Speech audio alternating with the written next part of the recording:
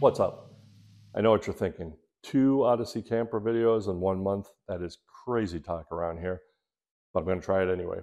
And today I want to talk about heating small spaces like a minivan or an RV or a trailer using some different heating methods. And in the past, I've made videos about keeping warm in a van and keeping warm in your bed. A good sleeping bag is always a great thing for, I use a 0-degree sleeping bag plus maybe a blanket. Actually, the blankets on this table were U-Haul moving blankets, and I carry a couple in the van in case I have to work on something, lay on the ground or whatnot. They're also good for extra warmth, so I carry a couple of those in the back. And at the time when I started in cold weather, I used a heated throw, electric throw blanket, and I've since found that a mattress pad works a lot better. And I use it before I get into bed at night. I'll turn it on about 10 minutes before and warm up the bed. And that's a lot nicer than geez, when you jump into a 20-degree bed or a 10-degree bed. Now, a lot of people are going to say, yeah, I sleep outside in a tent at, 5 degrees or whatever. Good for you. I'm in a van because I want to be more comfortable. And so I like to have that heated pad. If it ever got cold enough, I could turn it on at night to keep warm. I've been out now at 15 degrees, and the 0-degree bag is fine. And warming up the bed before I go to sleep, and I don't wake up during the night.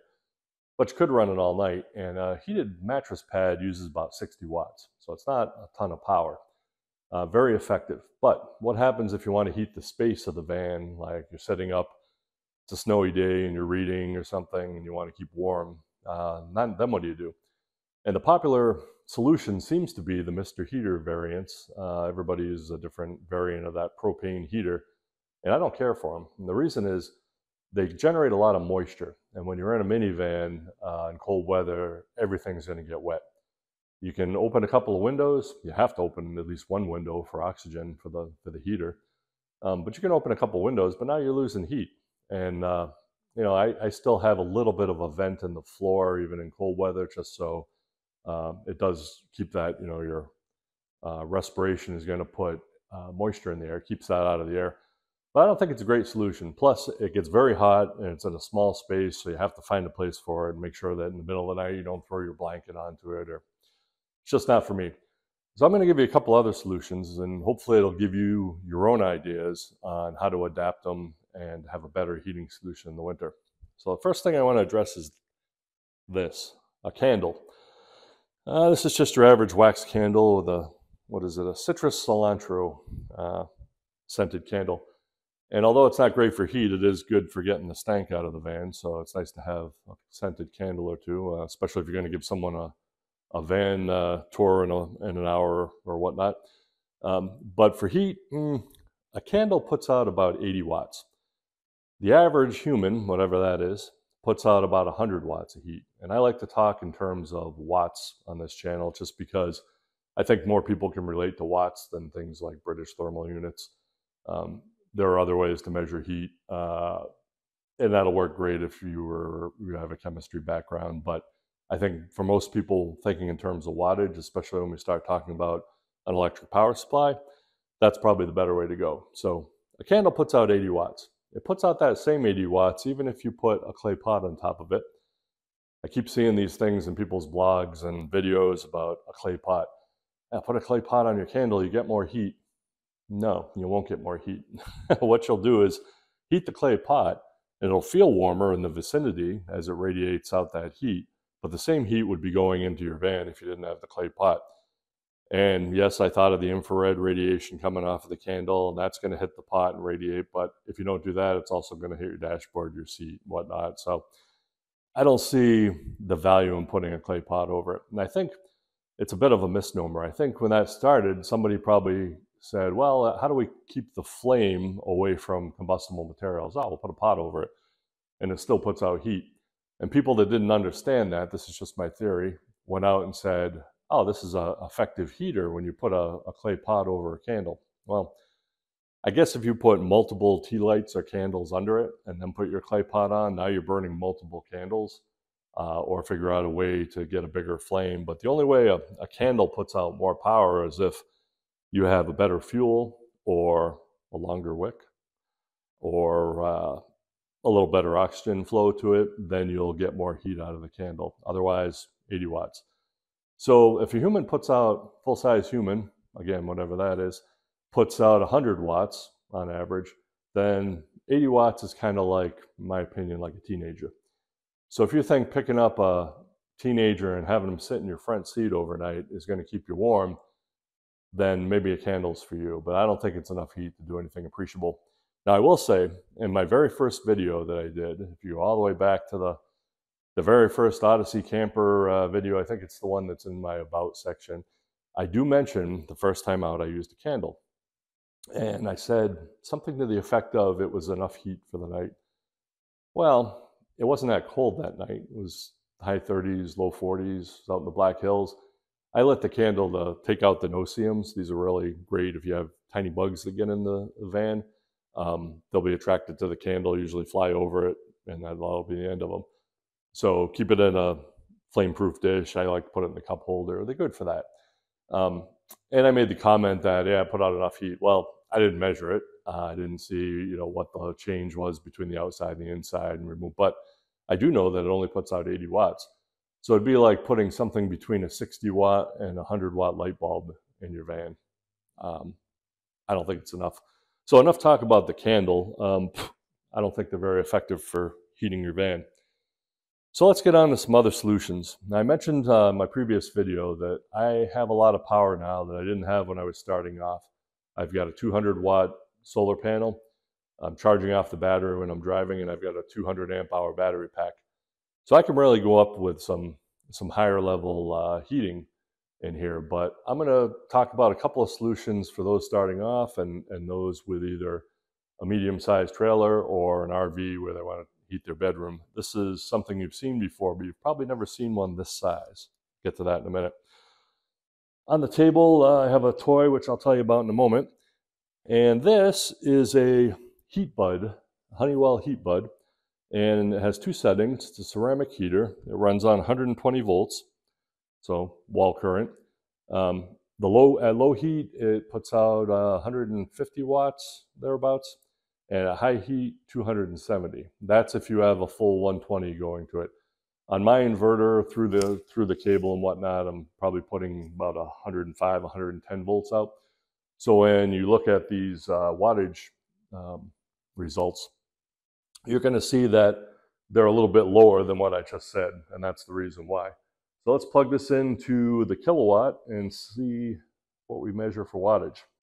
All right, so the heat bud plugged in. I'll turn it on to low. Let it stabilize there. These heaters take a little bit of time for I think probably for the resistance to stabilize. So while it's doing that, I'll check the voltage. As I mentioned, or will mention with the oil-filled heater, my voltage is a little bit lower than you would have out of a wall. So the rated heat of the heater is going to be a little bit lower. So on low setting, the 150 watt setting, it's stabilizing at about 135. So I'll switch over to the high setting. And then here it's rated at 270. And I'm pulling it's probably going to hit 250 here in a minute. All right, pulling about 250 watts out of it. So still, that's 3 candle power, roughly, right? Yeah, 3 candle power, if you want to look at it that way. Or 2.5 human bodies. I should also mention that this has a tip-over switch. You can hear it shut off. There's a little plunger on the bottom here that has to be depressed on a reasonably hard surface. I've got it on this blanket, and it'll run fine. But if you have a thick carpet or whatnot, it's not going to turn on. It's got to be on a pretty hard surface. So in the van, I actually just like put it on top of usually one of the foam pads I carry with me. So if you've never watched one of my other videos, I use these foam pads, set them down on the ground outside. I use them in the shower in the back of the van. Stand on top of that, so I'm not standing on rocks and dirt, and water runs off it. They're water resistant. I'd say waterproof, but I think they're open cell foam, so they probably collect a little bit of water. Yeah, these are great. You can buy them Home Depot. Used to be able to buy them at toy stores. They use them for exercise mats. They interlock. I use these for the flooring in the van. They're actually underneath the carpet here. So when I kneel down and get dressed, it's a little softer than the plywood base that's under there. So the big question is, will this keep you warm in a van? Well, that depends. It depends on what you're wearing. It depends on how cold it is outside. And it depends on, what your sleeping bag is. I'll say that in truly cold temperatures, this is not enough to keep your entire van warm. However, what it's nice for is when you get up in the morning, when I get dressed in the morning, if it's really cold, I'm usually wearing some type of a undergarment like long johns or something. Base layer, I guess is the word I'm looking for, the term I'm looking for. So I'm wearing a base layer. I can at least jump out of bed. It's 15, 20 degrees, get things going. But I usually reach over first and I kick on the heater. And the reason is it's nice to have that warm air just blowing in the area where you're going to get dressed or blowing on you. If you're sitting there reading and it's chilly, you put this near your feet, you'll get some warmth out of it. But it's not enough to significantly raise the temperature in the van, maybe 5 to 8 degrees on a 20-degree day. But it all depends on what you have over your windows, what type of van you're driving. Are you in the sun? Are you in the wind? So there's just too many variables to be able to handle in the scope of this channel, which is another way of saying there's no way I want to do that scientific of a test. So I'm going to leave this test as slightly subjective.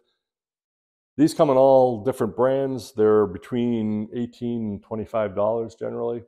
And you can run them, like I said, at 150 or on high at 270. So you can run them on just about any inverter that you would buy, a 400-watt inverter. They'll run on the DieHard battery pack that I've talked about in the past.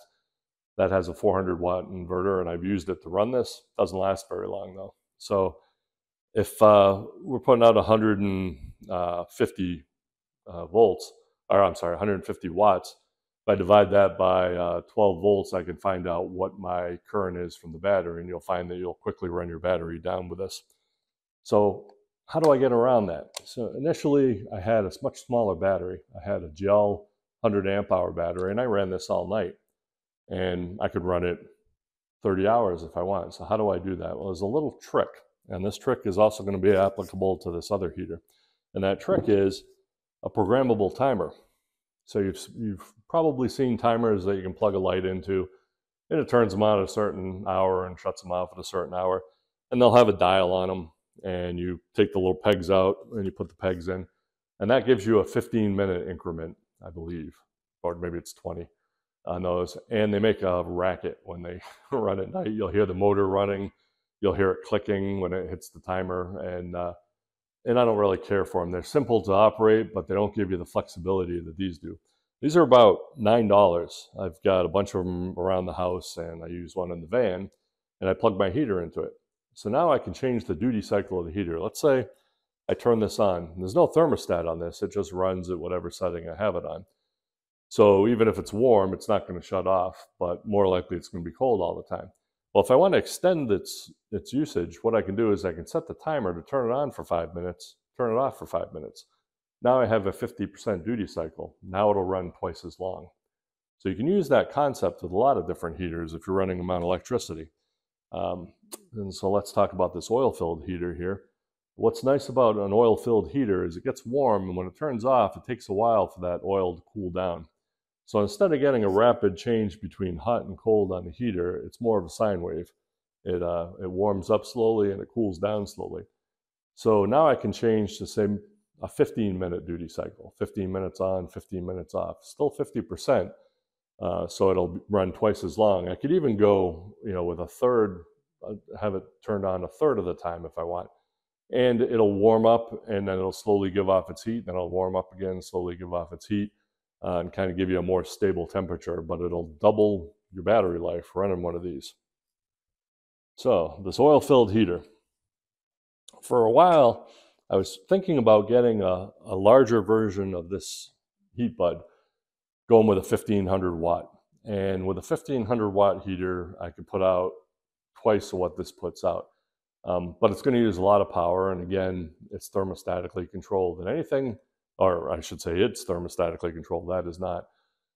Anything that's thermostatically controlled in the van is probably going to run all the time, and here's why. You're going to turn up the temperature until it reaches the point that it clicks on, and okay, so now it's running. Will it ever shut off? Well, it will if it warms the van up to that point.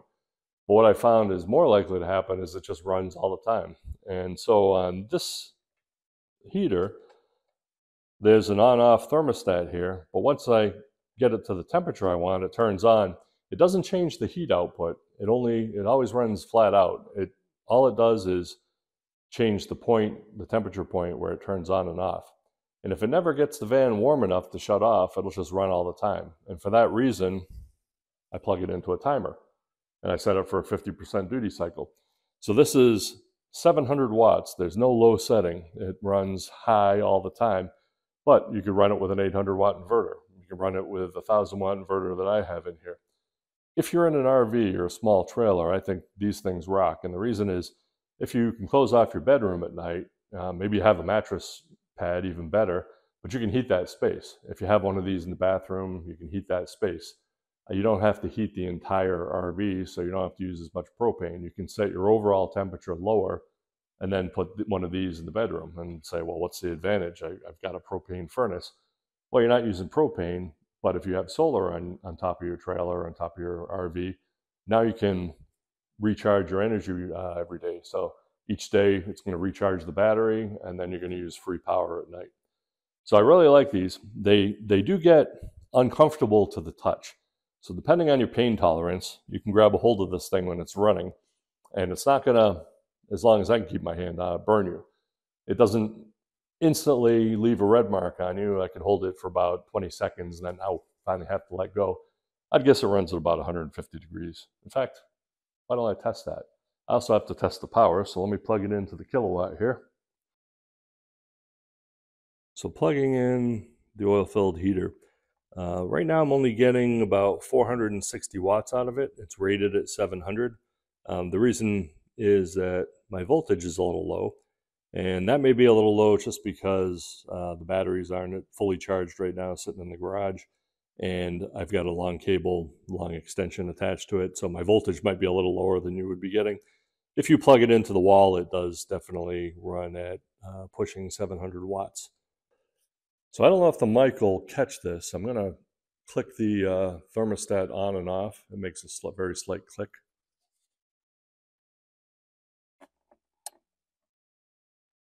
Right there. And that's the sound you'll hear. Should it reach the temperature you have it set at, it'll make a soft click in the middle of the night. So just so you know that it makes that sound. So letting this warm up for a minute, I can see the current it's pulling, or rather the wattage it's pulling.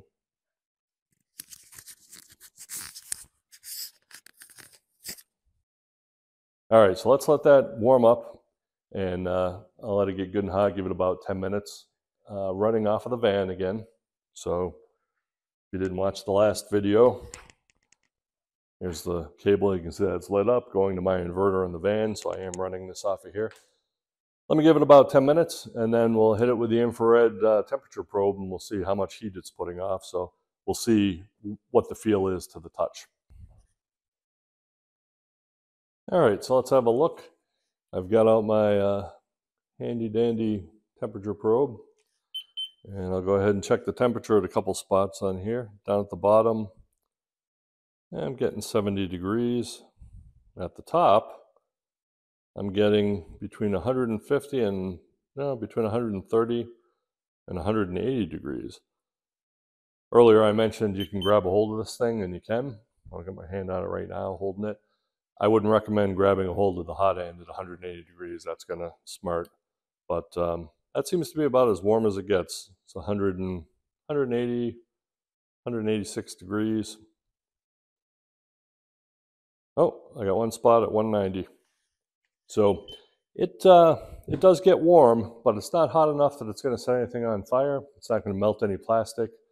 I put mine between the two front seats, so there's a space on the Odyssey between the dashboard and the console, and it fits in there nicely, and I can plug it in to my inverter from there, and that's where it sits during the night. And it runs on the timer, and it keeps the front warmer. I've got reflective panels in the windows, so that probably helps keep a little bit of the heat in there.